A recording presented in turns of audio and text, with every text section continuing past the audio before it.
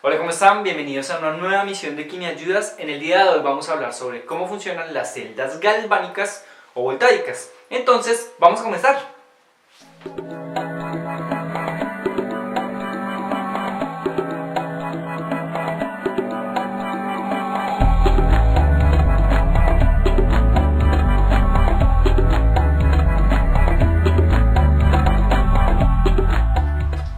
Antes de comenzar es importante que veamos un poquitico de historia para entender de qué estamos hablando. Las celdas galvánicas o celdas voltaicas son llamadas así en honor a Luigi Galvani y Alessandro Volta. Pero ¿qué fue eso tan importante que estos dos personajes hicieron? Bueno, para finales del siglo XVIII ya se conocían muchísimos aspectos acerca de la electricidad y la corriente eléctrica, pero también faltaban muchísimas cosas por descubrir. En ese momento, Luigi Galvani, gracias a su esposa, descubrió que cuando uno tocaba a un animal muerto, específicamente las piernas de una rana muerta, con pinzas de cobre y de zinc, se generaba una corriente y la pierna lograba flexionarse por sí misma. Lo que este descubrimiento produjo fue una teoría de que había electricidad dentro de los animales y que esta electricidad venía de su cerebro y les permitía controlar sus músculos. Sin embargo, también le dio a Galvani a pensar que si queríamos utilizar esa electricidad necesitábamos dos metales diferentes y un animal, e incluso a esa corriente que venía de los animales él la llamó electricidad animal. Eso fue lo que él en ese momento pensó. Mucha gente siguió investigando, pero unos años después Alessandro Volta vino a demostrar que esto no era así. Esto lo hizo a través de su mundialmente famosa pila de Volta o columna de Volta, que es un dispositivo en el que tomamos discos de cobre y de zinc, los ponemos uno sobre el otro con un paño humedecido con agua salada en la mitad y con cables en cada extremo de los discos. Esto genera una corriente eléctrica que no necesita ningún animal para ser producida. En este momento se revolucionó este campo de la producción de electricidad y Alessandro Volta lo que ahora pensó es que lo que se necesitaba era el contacto entre dos metales distintos para producir corriente. La gente empezó a desarrollar sus propias pilas y poco a poco empezó a suscitarse un dilema. No se sabía si realmente solo era necesario el contacto de los metales o si en medio había algo más químico, si realmente había una reacción química. Y es que cuando la gente desarrollaba sus propias pilas, notaba que los metales que se estaban tocando también cambiaban. Algunos se oxidaban. ¡Ay, Dios! La iglesia. Son las 5 de la tarde. No sé qué hora es en sus países. Cuéntenme qué hora es. El caso es que las personas empezaron a notar que era importante lo que ponías en medio de los dos metales que estaban haciendo contacto. Así que unos decían que simplemente se necesitaba el contacto para producir corriente y otros decían que había algo más, que había una reacción química ahí interviniendo para producir la corriente en esa batería. Unos años más tarde, ya en 1830, Faraday demostró que efectivamente era así. En una batería, cuando obtenemos una cantidad de corriente es porque existe una cantidad de una sustancia, un metal, que se está transformando en otra sustancia. Y a partir de ese momento quedó establecido que existe una relación directa entre reacciones químicas y la corriente obtenida en una batería. Luego de muchísimos avances y casi 200 años de investigación, hemos llegado a las pilas que todos conocemos, a las baterías que son familiares para todos nosotros. Pero la idea es poder analizar qué está pasando dentro de estas pilas. Y por eso, en los años 70 se creó este modelo, que seguro es el que ustedes han visto en todos los libros. Este modelo nos va a permitir analizar qué está pasando dentro de una pila a nivel químico. Es un modelo que es netamente didáctico. Se creó únicamente para enseñar. No tiene ninguna aplicación práctica. Eso es muy importante que lo tengamos en cuenta, pero sí nos va a permitir observar ciertas cosas. Por cierto, a ese modelo también se le llama pila de Daniel, pero esto no es así. Esta no es una pila de Daniel. La pila de Daniel realmente era esta. Y fue muy famosa en el siglo XVIII porque, a diferencia de la pila que desarrolló Volta, daba una cantidad de corriente constante y muy alta y le sirvió a muchísima gente para hacer muchas investigaciones. Para entender cómo funciona este modelo de celda galvánica o voltaica, lo primero que necesitamos es una reacción química. Y no cualquier reacción química, necesitamos una reacción redox. ¿Y por qué redox? Pues porque, como ustedes recordarán, en estas reacciones hay intercambio de electrones entre las especies que están participando en la reacción. Y son esos electrones los que vamos a tomar para obtener energía eléctrica y hacer funcionar cualquier dispositivo. Lo primero que necesitamos identificar es que esta sea una reacción redox, y para eso vamos a asignar los estados de oxidación. Lo que tenemos aquí es que que es el cobre 0, está cambiando su estado de oxidación a cobre más 2. Y esta, que es la plata más 1, está cambiando a plata 0. Vamos a balancear esta ecuación. No hay necesidad de que apliquemos el modelo redox. Es muy simple con un tanteo. Y basta con que pongamos aquí un 2 y aquí también un 2. Ahí ya queda balanceada. Pero vamos a extraer esas especies que están cambiando su estado de oxidación y vamos a escribir la reacción en términos de esas especies. Y ahora la cosa es un poquito más sencilla de analizar. Tenemos aquí al cobre que está cambiando y a la plata que está también cambiando. Como ustedes recordarán, este está cambiando de 0 a más 2. Su estado de oxidación se está volviendo más positivo. Quiere decir que está perdiendo electrones, es decir, se está oxidando. Vamos a escribir esa semireacción de oxidación. El cobre 0, o sea, cobre en estado metálico, está pasando a ser un ion cobre que está en estado acuoso o en estado de solución. Ahora vamos a poner el proceso de la plata. En este caso está pasando de más 1 a plata 0, es decir, su estado de oxidación se está reduciendo. Esta especie está sufriendo un proceso de reducción. En esta reacción, los iones plata, que están en estado acuoso, se están convirtiendo en plata en estado metálico. Esta es la oxidación y esta es la reducción. Pero bueno, como ustedes recordarán, cuando yo escribo este tipo de reacciones o semireacciones, también debo tener un balance de carga. La carga debe ser la misma a los dos lados. En el caso del cobre tenemos aquí una carga de 0 y aquí una carga de más 2. Si ustedes recuerdan, en estos procesos hay involucrados electrones. Ellos son los únicos portadores de carga que nos van a servir para balancear la carga a ambos lados. En este caso tenemos 0 más 2, por lo tanto aquí podemos poner dos electrones que son negativos, que más dos cargas positivas nos van a dar un total de 0 en la carga de este lado, que es exactamente igual a la carga de este lado. En el caso de la plata, necesitamos también balancear la carga a ambos lados. Por lo tanto, como tenemos dos cargas positivas aquí, también podemos poner dos electrones a este lado para balancear la carga total de esta reacción. De esta manera ya tenemos todo nuestro proceso en términos de las especies que están sufriendo cambios y cómo están intercambiándose los electrones. Como ustedes pueden ver, el cobre está liberando electrones y esos electrones están llegando a la plata. Este va a ser el proceso que nos va a servir para nuestra pila. Si quisiéramos llevar a cabo ese proceso en la realidad, en el laboratorio, se vería más o menos como este video que ustedes están viendo. Tendríamos un alambre de cobre que representa al cobre con estado de oxidación 0.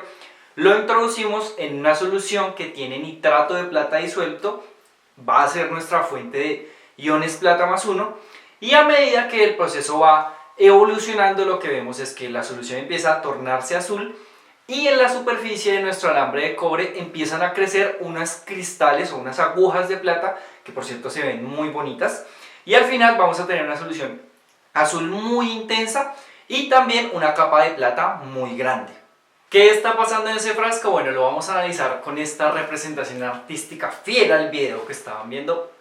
Bueno, sí, ya sé que es un dibujo muy mal, pero nos sirve para analizar qué está pasando. Tenemos iones nitrato, iones plata en la solución, y tenemos nuestro alambre de cobre que representa la plata 0. Y se está reproduciendo exactamente lo que analizamos anteriormente. El cobre que está en estado de oxidación 0 va a pasar a ser cobre positivo, y la plata que está en estado de ion más 1, va a convertirse en plata 0. Pero para poder hacer eso, los iones plata van a viajar hasta la superficie del cobre y es ahí en donde el cobre les va a dar sus electrones para que se reduzca. Por eso es que cada vez que va creciendo la capa, esta no lo hace en los alrededores, sino lo hace sobre la superficie del cobre. Como pueden notar, cada vez que dos iones plata son convertidos en plata 0, un ion va a liberarse de la solución. Es por eso que a medida que va avanzando la reacción, que la capa de plata va creciendo, la solución se va poniendo más azul, porque precisamente es el cobre 2 más el que le proporciona este color. Otra cosa importante que quiero que noten es que cada vez que se pierden estos dos átomos de plata o estos dos iones de plata, la solución está perdiendo dos cargas positivas, pero esas dos cargas positivas son sustituidas por estas dos cargas positivas contenidas en este ion de cobre. Como ustedes pueden notar, la concentración de iones nitrato nunca va a variar. Ellos están ahí todo el tiempo y están manteniendo la neutralidad de esta solución. Lo que vemos es que hay un flujo de iones que están moviéndose todo el tiempo gracias a este proceso de reducción y de oxidación dentro de la solución. Tal y como está el proceso así, no nos sirve para nada. No podemos aprovechar esos electrones porque, como lo acabamos de ver, la plata va directamente a la superficie del cobre y por lo tanto los electrones no están fluyendo hacia ningún lado. Tenemos que encontrar una manera para aprovecharnos de esos electrones. Hay muchas maneras, pero precisamente el modelo que quiero explicar hoy de celda galvánica es el que nos va a servir para aprovechar esos electrones como energía eléctrica. Vamos a separar las dos reacciones, la de reducción y la de oxidación, con este montaje que tenemos aquí. Cada una la vamos a poner en vasos separados. Aquí a la izquierda vamos a poner a la oxidación y a la derecha vamos a poner a la reducción. Ahora necesitamos aprovechar los electrones. ¿Qué vamos a hacer? Pues conectar estas dos placas metálicas. Listo, nuestros electrones ya pueden fluir de este lado a este lado. El problema es que tal y como está construida la pila, no lo van a poder hacer. Y la razón es por lo que está sucediendo en cada frasco. En este frasco, tal y como nos lo dice la reacción, el cobre 0, es decir, el cobre contenido en esta placa, va a pasar a cobre 2 más. Lo que va a producir es que cada nuevo ion de cobre va a hacer que la solución que está a este lado se torne más positiva. ¿Por qué? Pues porque los nitratos no están cambiando. No hay ninguna fuente extra de cargas negativas. En el lado de la plata va a pasar lo opuesto. Los iones plata que están en la solución van a convertirse desde plata positiva a plata 0, es decir, van a empezar a acumularse en la placa metálica que tenemos aquí. Lo que va a producir es que estén desapareciendo las cargas positivas y de nuevo los nitratos están siendo constantes, las cargas negativas están siendo constantes. Por lo tanto, este frasco se va a poner negativo cada vez más. Esto va a hacer que los electrones no puedan cruzar desde este lado a este lado, porque en la naturaleza los procesos que están favorecidos son aquellos que llevan a la neutralidad de carga. Por lo tanto, necesitamos solucionar este fenómeno, necesitamos darle una fuente extra de iones a estas dos soluciones que solucione esta disparidad en las cargas. Hay un montón de maneras de solucionar este problema de la neutralidad de las cargas, pero la persona que diseñó este modelo se le ocurrió que podía hacerlo a través de esto que tenemos aquí. Eso es un tubo de vidrio que tiene los extremos tapados con una membrana porosa o con algodón, por ejemplo, y el cual está lleno con una solución de una sal. En este caso tenemos cloruro de potasio, KCl, pero puede ser cualquier sal que sea inerte a estas dos placas, que no contenga ningún ion que interfiera con estas reacciones. Lo que va a hacer este tubo que tenemos aquí y al cual llaman puente salino, este es el famoso puente salino, es solucionarnos el problema que teníamos antes. Cuando aquí se producen iones positivos, es decir, el cobre 2 más, y la carga positiva aumenta a este lado, lo que va a suceder es que los iones negativos aquí, cloruro, que están contenidos en el puente salino, van a migrar a la solución y nos van a solucionar o a restablecer la neutralidad en la solución. Lo mismo pasa al otro lado. Cuando aquí están desapareciendo los iones plata, aquí los iones potasio van a migrar para solucionarnos de nuevo la neutralidad. Y la consecuencia es que ahora sí nuestros electrones van a poder fluir desde esta placa a esta placa y los iones también van a estar fluyendo, los negativos hasta este lado y los positivos hacia este lado. Al final tenemos por fin una pila que es funcional, no para muchos casos porque, como les mencioné, esto es meramente didáctico, a lo mucho dará para encender un bombillo o algo así. Sin embargo, esta es la base de la mayoría de las pilas. Todo este montaje tiene una apariencia en la realidad hecha en un laboratorio más o menos como lo pueden ver en esta imagen. Ahora, en los libros generalmente van a ver que este modelo tiene ciertas partes que muchos profesores piden dibujar, no sé por qué, pero se las voy a recordar. A este lado, que es en donde se está produciendo la oxidación, lo vamos a llamar el ánodo, y es de donde precisamente salen los electrones para el otro lado, que se va a llamar el cátodo, y está a la derecha, y es donde se está produciendo la reducción.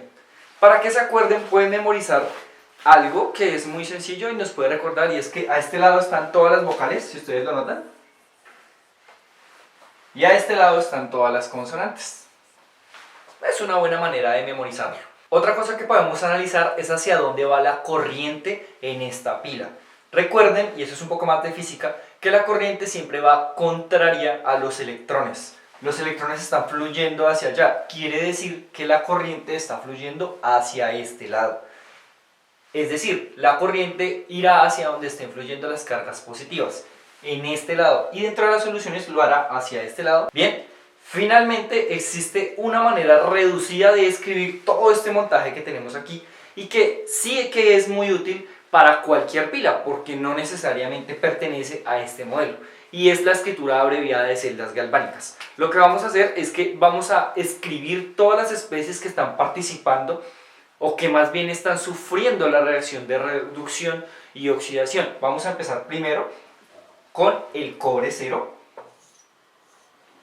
Vamos a poner el estado en el que está, es decir, sólido. Vamos a poner una línea que lo que indica es que vamos a cambiar de interfase. Salimos de la superficie del cobre y ahora seguimos a la solución. En la solución tenemos 3 iones, pero lo único que está sufriendo un cambio de estado de oxidación es este ion que está aquí, que es el cobre 2+, lo vamos a escribir. Y escribimos que él está en estado acuoso o en solución. Vamos a seguir hacia allá y lo que tenemos aquí es lo que se llama el puente salino, que lo vamos a representar con 2 líneas. Y ahora vamos a pasar al otro lado. Aquí tenemos en esta solución a los iones plata, a los nitratos y a los potasios. Pero lo único que está sufriendo reducción es la plata. Ese lo vamos a escribir, que será la plata positiva, que está en estado acuoso. Vamos a pasar a una nueva superficie que es la de la plata. Por eso ponemos esta raya y ponemos a la plata en estado de oxidación 0, que está en forma sólida. Esta que tenemos aquí es la forma abreviada de toda esta celda galvánica o voltaica o una pila, si la quieren basar en este modelo. Hay algo muy importante, y es que el modelo que les acabo de presentar, como lo mencioné, no es el único. Existen un montón de modelos que ustedes pueden adaptar para representar el proceso que está pasando en una pila. Pero este modelo nos ayuda a entender que existen partes básicas siempre en la fabricación de una pila. Siempre va a haber un ánodo, que es donde se lleva a cabo la oxidación, un cátodo, que es donde se lleva a cabo la reducción, y un intermedio a lo que vamos a llamar un puente salino, o también muchos lo llaman un electrolito. Estas partes incluso las podemos adaptar a la pila inicial de Volta.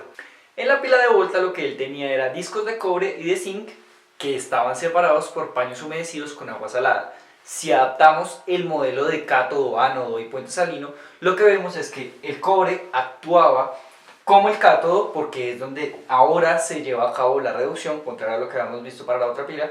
Y en el caso del zinc, él era el que actuaba como ánodo, porque era donde se llevaba a cabo la oxidación. Y para los paños húmedos con sal, lo que tenemos es que actúan como nuestro puente salino o como nuestro electrolito. Bien, este video lo he hecho porque muchos de ustedes sé que tienen problemas cuando están introduciéndose a esto de la electroquímica, ya sea en un alto nivel o en un nivel un poco más básico, pero siempre esto es el inicio y puede generar muchos problemas de repente por lo abstracto que es y porque no se le ve una relación directa con lo que pueden llegar a ser las aplicaciones de la electroquímica. Me salió un poco más largo de lo que yo quería, pero espero que les haya ayudado, espero que sea una muy buena introducción. Si les sirvió, compártanlo con sus amigos, con sus profesores, para que el conocimiento se difunda por todos lados. Muchas gracias por ver el video y hasta la próxima.